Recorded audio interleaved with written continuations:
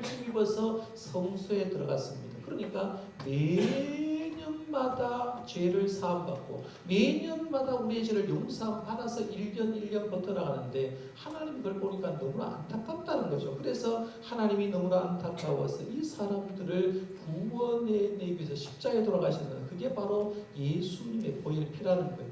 그래서 죄인들을 이제 용서해 주게 있는데요. 오늘 보는 말씀에 그러므로 형제들아 우리가 예수의 피를 힘입어 성소에 들어갈 담력을 얻었다고 하는데 예수의 피의 능력을 알려고 하면 우리가 누군지를 알아야 돼요. 우리가 누구냐라고 물으면 이렇게 얘기를 해요. 제가 이런 걸 가지고 여러분 죄인입니까? 성도님 죄인 아닙니까? 오늘 처음 나온 분에게 제가 가서 당신 죄인입니까? 라고 물으면 이렇게 얘기합니다. 나 죄인 아니에요. 내가 왜 죄인입니까? 내가 뭔 죄 짓다고 죄인입니까? 라고 얘기할 거예요. 보통 우리 전도를 하면 당신 죄인이니까 죄 사함 받아야 됩니다 라고 말하면 난 죄인 아닙니다 라고 얘기할 겁니다. 그 이유는 뭐냐면 자기 기준으로 생각할 때 난 죄인 아니라고 얘기하는 거예요. 그런데 성경 말씀에는 죄를 어떻게 정의할까요? 성경 말씀에는 죄라는 말이 적어도 700번 이상 나옵니다. 700번 이상. 성경 말씀의 기록은 구약 성경은 히브리어로 썼고 신약에는 헬라어로 썼는데요. 죄라는 단어는 조금 다릅니다. 구약 성경에는 죄를 카타라는 단어를 썼고요. 신약 성경에는 하마르티아라는 단어를 써서 의미는 똑같습니다. 카타라는 말은 관역에서 벗어나는 것이 죄라고 했어요. 그 다음에 신약의 하마르티아도 관역에서 비껴나가는 것을 죄라고 했어요. 우리나라 사람들은 다른 건 몰라도요 양궁은 잘합니다. 왜냐하면 하계 올림픽 하면 다른 거는 상을 안 타고도 양궁 부분은 항상 1등 했거든요. 금메달 따왔어요. 양궁 한번 보세요. 예천에 가면 이제 양궁장이 있는데 양궁장에 가면 30m 거리, 50m 거리, 100m 거리에서 굉장히 먼데 거기서 공사들 탁 해서 활을 견제해서 이 관역을 가면서 탁 쏩니다. 쏘면 이게 활이 휙 날아올라가고요. 골드, 우리 선수들 지금 생각합니까? 옛날 우리 올림픽 할 때 골드 그 속에 카메라를 넣었잖아요. 카메라가 팍 깨지는 그런 거 생각납니까? 우리나라 선수는 진짜 잘하니까 골드 10점 안에도 진짜 중앙에 때려서 카메라를 깬 적이 있는데요. 죄가 뭐냐라고 물으면 이런 거예요. 우리 사람의 마음을 저 골드에는 누구의 마음이냐면 하나님인 거예요. 하나님의 마음에 들게 내 인생을 사는 사람들, 그 사람은 유인인 겁니다. 그런데 그 밖에 사는 사람, 6점을 쏘거나 5점을 쏘거나 혹은 그 밖에 관역 밖에 가지도 못하고 떨어지게 되면 그것을 가지고 죄라라고 얘기한다는 거예요. 그러면 죄에 대한 생각이 만만치 않구나라고 할 수가 있죠. 그럼 여러분이 내가 죄인입니까? 의인입니까? 이렇게 물으면 이렇게 얘기하는 겁니다. 내가 죄인이지. 근데 죄라는 걸 세 가지만 잘 생각해 보면 됩니다. 내가 하는 말이 하나님 원하시는 대로 할까? 내가 하는 생각이 하나님 원하시는 생각을 할까? 내가 하는 행실이 하나님의 마음에 드는 말을 하고 행실을 할까 생각해 보면 그게 아니죠. 저와 여러분이 말을 하지만 입에서 나오는 말이 하나님 원하지 않는 말 많이 하잖아요. 그렇죠? 생각들도 잘못하죠. 행실도 잘못합니다. 그러니까 우리가 죄인이라고 얘기하는 거예요. 성경 말씀에 보면 로마서 3장 10절에 이런 말합니다. 의인은 없나니 하나도 없다. 이 세상에 살아가는 모든 사람 가운데 의로운 사람 없고 다 죄인이라는 거예요. 그래서 그 죄인을 위해서 구원하기 위해서 예수님이 십자가에 돌아가시고 예수님이 의인이고 죄 없는 그 피로 인해서 우리를 사셨기 때문에 우리는 예수님 앞에 나오면 우리의 죄를 예수님의 보혈의 피로 씻어주기 때문에 우리가 깨끗해진다. 그래서 오늘 본문 말씀도 그 얘기를 하는 겁니다. 오늘 말씀 쭉 보면 예수님의 보혈의 피로 우리의 몸이 씻어졌다라고 얘기하는 거예요. 예를 돕기 위해서 하나 얘기를 더 해드리겠습니다. 어떤 어머니가 예쁜 공주 딸 하나를 놓고요. 하얀 드레스를 하나 사서 입혔어요. 여러분들이 딸아이가 요즘 애들은 코 흘리는 애도 없어. 그렇죠? 옛날에는 코 흘려서 보기 싫었는데 5살, 6살 때 얼마나 이쁩니까? 그런 애를 이제 옷을 사 입혀놓고 하는 말이 야, 니 예쁜 옷 입었으니까 왜 드레스 입혔으니까 밖에서 놀아도 흙탕물에 들어가지 말고 더러운 데 가지 마라 라고 얘기했어요. 아이가 밖에 나가서 친구들하고 노는데 그건 잊어버릴 거 아닙니까? 아이들하고 얘기하면서 옷자랑도 하고 하다가 흙탕물에 몸에 튀어버린 거예요. 옷에 튀어버렸어요. 그러니까 흙탕물에 겨울에 옷이 하얀 옷이 시커멓게 변하고 더러우니까 그 순간 아이가 걱정돼서 우리 엄마가 조심하라고 했는데 흙탕물 묻히지 말라고 했는데 내가 지금 어떻게 해야 되나 걱정하고 집에 돌아가니까 엄마가 걱정돼. 그래서 그 동네에 있는 빈 창고에 들어가서 몸을 움켜리고 거기서 숨어 있다가 자기도 모자에 잠을 자버리고 졸음이 와서 잤습니다. 저녁에 쭉 됐는데 아이가 놀러 갔다 올 시간이 되어야 되죠. 아이가 와야 되는데 아이가 오지 않습니다. 그러니까 엄마 생각에 야를 좋은 옷 입혔다가 밖으로 보내니까 혹시 유괴범이 우리 집에 돈이 있는 줄 알고 유괴를 해가는 것 아닌가라고 걱정이 되는 거예요. 걱정이 되니까 이제 동네 나와서 물어봅니다. 우리 아이 못 봤나? 친구들 만나서 얘기하는데 아이를 못 봤다고 하는 거예요. 그러니까 가까운 그 아이 친구 집집마다 다니면서 혹시 우리 집에 딸아이 못 봤냐고 물었는데 어떤 집에 딱 들어갔더니만 그 친구가 그 아이가 옷이 버려가지고는 창고에 들어가는 거 봤는데요 라고 얘기합니다. 그 순간 엄마는 아이가 있을 법한 그 얘기를 듣던 창고에 들어가 보니까 창고에서 졸던 아이가 밤 되니까 깨서 거기서 겁이 나니까 엉엉엉 울고 있는 거예요. 엄마가 그 아이를 안고 그 아이를 안으면서 엄마도 울고 그 아이를 함께 울었다는 그런 얘기가 나옵니다. 자 보세요. 그 뒤에 한번 생각해 보겠습니다. 어머니의 품으로 돌아온 딸을 엄마는 뭐 해줬을까요? 엄마 품에 안긴 그 딸을 엄마는 뭐 해줬을까? 자기 집에 데려와서 씻어줄 거죠. 자기 집에서 씻어주고 새로운 옷을 입혀주고 그리고 딸아이가 배가 고프니까 그 아이에게 먹을 것을 제공해 주었을 거라는 거죠. 우리가 세상에서 내 자식도 더럽고 추하게 되면 부모가 씻겨주고 새로운 옷을 입혀주는 것처럼 하나님의 자녀도 하나님께서 더럽고 추한 것을 주님 앞에 나가게 되면 그 죄를 씻어주시고 거룩한 옷을 입혀주는 하나님을 믿으시길 바랍니다. 내가 세상에 아무리 죄를 지어도 예수님 앞에 나오면 죄사함을 받는다는 거예요. 그래서 오늘 설교 후에 부를 찬송 한 곡 부르겠는데요. 가사가 1절 가사에 이런 내용이 나옵니다. 예수 앞에 나오면 그 다음 말이 뭐예요? 죄사함 받은 것. 예수 앞에 나오면 첫 번째로 하는 게 내가 어떤 죄를 지었든지 죄 사함을 받고 주님의 품에 안겨 편히 쉰다. 어린아이가 엄마 품에 앉아서 쉬는 것처럼 우리가 편히 쉬게 된다라고 해서 이게 예수 앞에 나오면 얻는 축복이라는 거예요. 두 번째 예수 앞에 나오면 어떤 일이 있느냐 하면 복을 받게 된다라고 해서 복을 받게 된다. 여기 앉아있는 분 가운데 복 싫어하는 분이 없을 겁니다. 다 복 받기를 원합니다. 연초가 되면 복복자 써가지고 복채하고 막 그렇게 해서 이제 복조리도 돌리고 이렇게 합니다만 중요한 건 복을 어디서 주는지 복의 근원지 정도는 알아야 된다.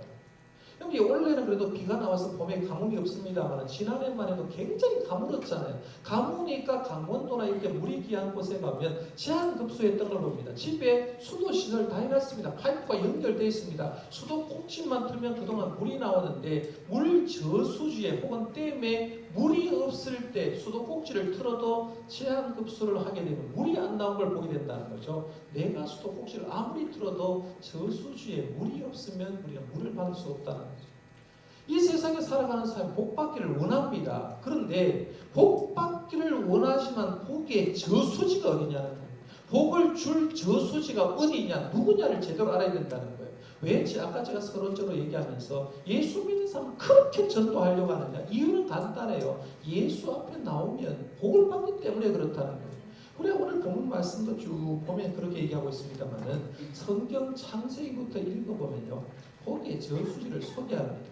하나님께서 믿음의 조상 아브라함 부르고 이렇게 얘기합니다. 창세기 12장 2절에 보면 내가 너로 큰 민족을 이루고 내게 복을 주어 내 이름을 창대하게 하리니 너는 복이 될지라 해서 이렇게 보면 내가 아브라함, 너희가 아브라함이죠. 내가 아브라함의 큰 민족을 이루고 내가 아브라함에게 복을 주고 내가 너의 이름을 창대하게 하시고 내가 아브라함에게 복이 된다, 복덩이가 된다라고 얘기하고 있는데 한마디로 말하면 아브라함의 복을 주실 수 있는 분은 하나님이라는 거죠. 하나님이 아브라함에게 복을 주고 큰 민족을 만들어주고 이름도 창대하게 해주고 그로 통해서 세상 가는 곳곳마다 복덩이가 되는 한 역사가 있다는 거죠. 그러니까 우리가 보통 복 얘기를 할 때 오늘 성경에도 복 얘기합니다만은 이 세상의 사람은 복 대충 얘기할 때 물질 얘기합니다. 그런데 여기는요, 물질 플러스 건강도 들어갈 수 있고 자녀도 들어갈 수도 있고 명예도 들어갈 수 있고 우리가 생각하는 모든 복을 포함한 더 넓은 복을 얘기하는 거죠. 하나님은 그 모든 것을 줄 수 있다는 거예요. 이거는 아브라함만 준 게 아니라 아브라함의 아들 이삭에게도 줬고요. 이삭의 아들 야곱에게도 그렇게 했어요. 야곱이 자기 외삼촌 집에 가면서 베델에서 밤에 잠을 자고 꿈을 꾸는데 꿈속에서 하나님 이렇게 얘기합니다. 창세기 28장 15절에 보면 내가 너와 함께 있어 내가 어디로 가든지 너를 지키며 너를 이끌어 이 땅으로 돌아오게 할지라 내가 내게 허락한 것을 다 이룰까지 너를 떠나지 아니하리라 라고 말하면서 내가 너와 함께 하면 너는 복받는다. 그래서 결국에는 내가 함께함으로써 복받아서 다시 이곳으로 와서 제사를 드릴 거다라고 하는데 우리가 알듯이 20년 세월 지나잖아요. 혈을 단신 갔다가 올 때는 가족하게 오고 엄청난 재산을 가지고 오는 겁니다. 하나님 앞에서 복을 그렇게 받는다는 거예요. 이거는 시대가 흘러서 예수님 오셨을 때도 마찬가지입니다. 예수님 앞에 왜 가느냐? 왜 예수님 당시에 예수님 사역할 때 사람이 모였을까? 이유는 간단해요. 주님 앞에 가니까 복이 되었거든. 예를 들면 이런 거예요. 귀신 들린 자가 예수님 앞에 가니까 귀신이 떠나갔거든. 병든 사람이 예수님 앞에 가니까 예수님 병 고쳐줬거든요. 배고픈 사람이 예수님 앞에 가니까 5병의 기적으로 7병의 기적으로 먹을 것을 주셨다는 얘기예요. 예수님 앞에 가니까 어떤 사람들도 복이 되니까 사람들이 예수님 앞에 가는 거예요. 예수님의 한 사역을 한마디로 말하면 축복 사역이다 할 수 있습니다. 왜냐하면 주님은 사역 매 하는 게 이 세상의 사람 복 주는 사역을 했고요. 그리고 성만찬 예식회를 할 때도 이렇게 하죠. 예수께서 떡을 가지사 뭐 했다고 했어요? 축복하시고 뭐라고 했어요. 예수님이 부활한 다음에 승천하기 직전에도 이렇게 말합니다. 누가복음 24장 50절에 보면 손을 들어 그들에게 뭐 했다고 했어요? 축복했다는 겁니다. 왜 예수님 앞에 가느냐? 이유는 간단합니다. 예수님 앞에 가는 사람이 하나님께 복받기 때문에 가는 거예요. 4월 8일에 우리 교회 문화 콘서트를 했고요. 우리 김지영 총장님이 강의를 잘 하셨고 제가 이제 사랑주의라는 책을 받아서 이제 다 읽으면서 느낀 게 야, 이분 같으면 얼마나 좋을까. 한 사람을 통해서 부산에 가면 고신대학교가 설립이 돼요. 중국 연변에 가면 연변과학기술대학교가 만들어져요.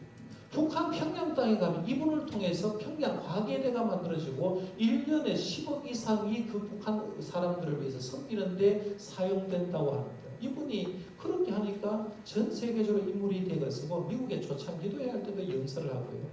영국 상하원의 초청을 받아서 연설을 하면 연설을 하고 있다면 연설을 듣는 회중들의 반응이 있는데 그 연설을 들은 회중 반응 가운데 이슬람권에 있는 사람들의 반응을 적어놓은 부분을 제가 한번 얘기하겠습니다. 전 세계에 있는 종교 가운데 세계를 힘들게 하고 있는 종교 가운데 하나가 무슬림 아닙니까? 이슬람이죠. 무조건적으로 죽이지 않습니까? 그 사람들의 반응을 한번 읽어드릴게요. 우리 알라 씨는 한 사람이 죽으면 10사람, 100사람을 죽여야 하는 것이 정의이고 복수 하나 죽는 것이 바로 순교라고 합니다. 우리에게는 사랑이라는 단어가 없습니다. 복수라는 단어밖에 없습니다. 우리도 이젠 피곤합니다. 복수는 복수를 낳을 뿐입니다. 우리에게 당신의 사랑주의, 복음을 얘기하는데 당신의 사랑주의를 가르쳐 주십시오. 우리는 당신과 친구가 되고 싶습니다. 이슬람을 믿는 사람들은, 무슬림을 교인들은 어떤 사람이 나에게 어떻게 해코지를 하고 나에게 하면 내가 한 사람을 죽이든지 10사람을 죽이든지 100사람을 죽이든지 죽어서 복수를 하는 게 이게 순교의 일이고 이게 열매 맺는 일이라고 하는데 기독교는 그렇지 않다는 거죠. 네가 죽으면 니로 통해서 복이 된다 이 얘기를 하는 거죠. 그 얘기를 하고 있다. 잘 생각해 보십시오. 세상에 참 복을 주실 분이 누구냐? 여러분에게 참 복을 주실 분이 누구냐? 예수님 앞에 나올 때 그 주님이 여러분에게 복을 주는 줄 믿으시길 바랍니다. 그래서 복 받기 위해서 교회 다니는 거예요. 그 다음에 세 번째 예수 앞에 나오면 영원한 생명을 받게 됩니다. 요한복음 말씀을 읽어보면 예수님이 나는 무엇이다 라고 말하면서 정체성을 밝히는 내용이 나옵니다. 이게 헬라어로 에이미라고 하는데요. 나는 이렇다라고 하는데 그 중에 5번째 말 이렇게 있어요. 요한복음 11장 25절에서 26절에 나오는데 예수께서 이르시되 나는 부활이요 생명이다 라고 했어요. 예수께서 이르시되 나는 부활이요 생명이다. 나를 믿는 자는 죽어도 살겠고 무릇 살아서 나를 믿는 자는 영원히 죽지 않을 이것을 내가 믿느냐라고 하는데 주님이 나는 부활이다, 난 생명이다 라고 말하면서 나를 믿으면 죽어도 산다.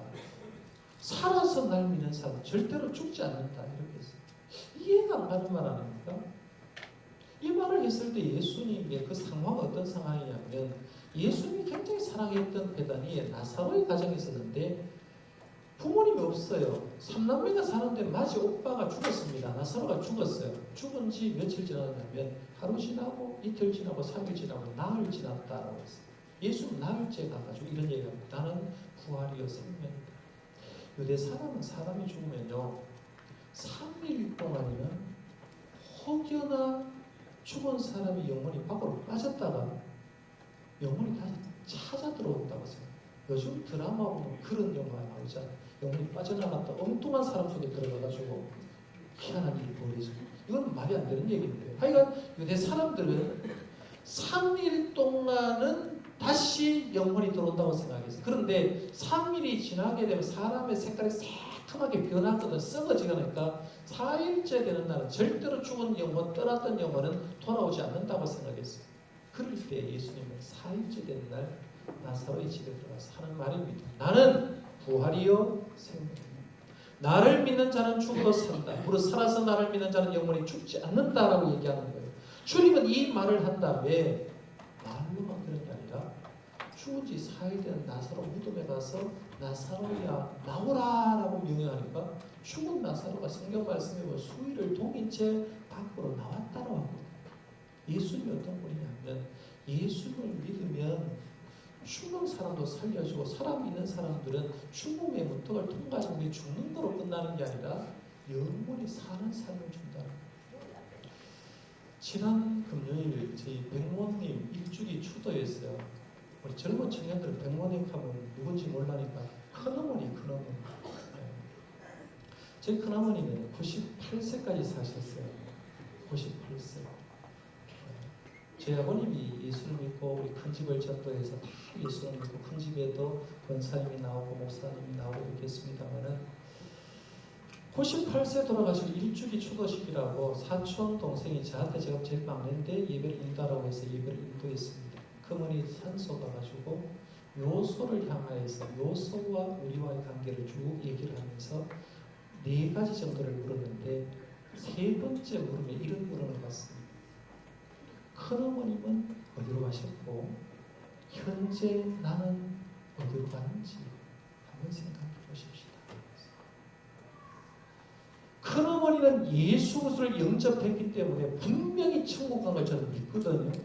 이 큰어머니는 예수 믿었기 때문에 영원한 삶을 사는 걸 믿는데 현재 나는 그러면 육신은 죽으면 흑해끌로 들어가지만 영은 가는데 그 영이 어디로 가는지를 생각하고 살아야 될 것 아니냐고 말하면서 고인은 어디로 갔고 현재 나는 어디로 가는가 한번 물어봤다.